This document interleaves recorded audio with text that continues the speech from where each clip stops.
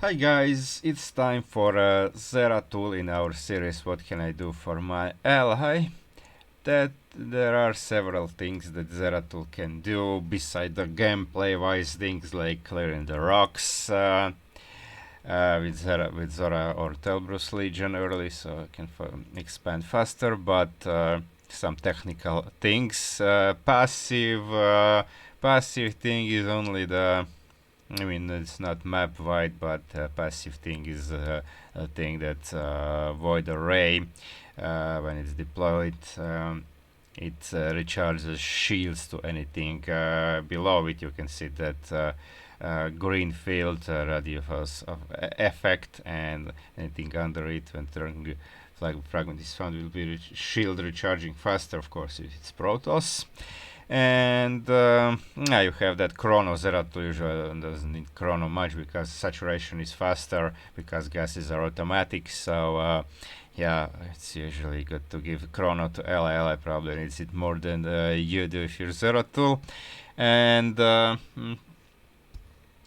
also unit wise, we have these shield guards that can recharge shields on Protoss allied Protoss units, and also reflective shield.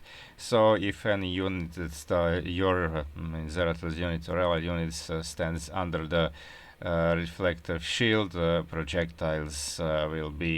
enemy projectiles will be, of course, repelled. 50% chance of being repelled, and this is, if you didn't know, this is cumulative. So if you have, like, for example, the three shields. So if projectile comes through the first one, because it's just 50% a chance to be repelled, but if it's not repelled, then again the second one has also 50% chance.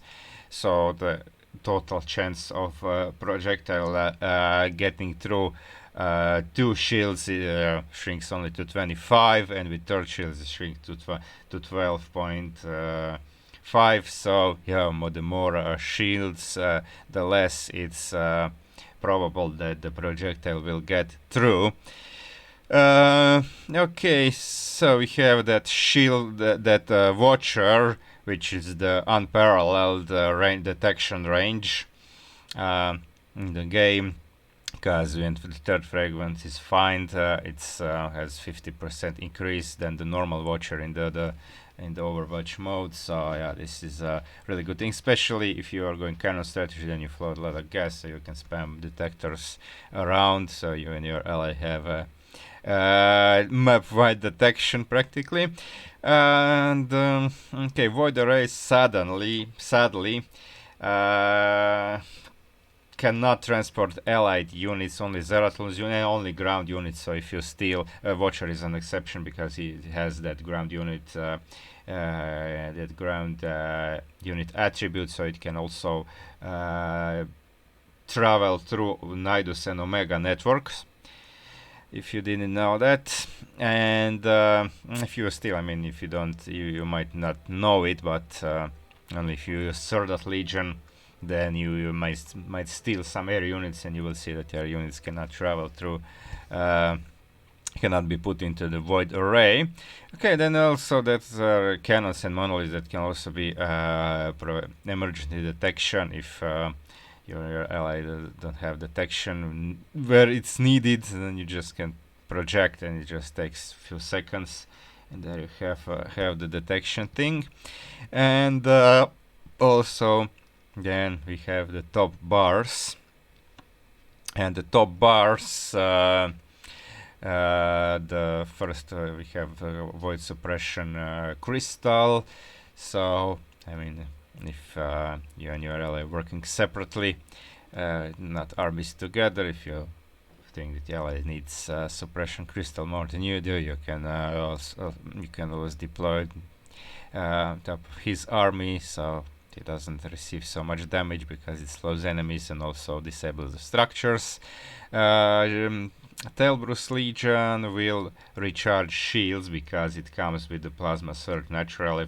When you play Artanis, you have that Plasma Surge upgrade, and which makes the storms recharge shields on allied units, but Telbros comes with this naturally, so it will recharge storms cast upon allied Protoss units will recharge shields to them. And then we have I have Avatar of Essence, which will give buffs to both Zeratuls and allied armies, in addition to devolving enemy units and slowing the enemy heroic units which cannot be devolved. Okay, so that's pretty much it for the Zeratul. Can I remember something else? I think that's pretty much it. I think I didn't forget anything. So yeah, that would be it. Next week, of course, will be Statman. Statman probably has the most benefits of all commanders to allies, so stay tuned. In the meantime, watch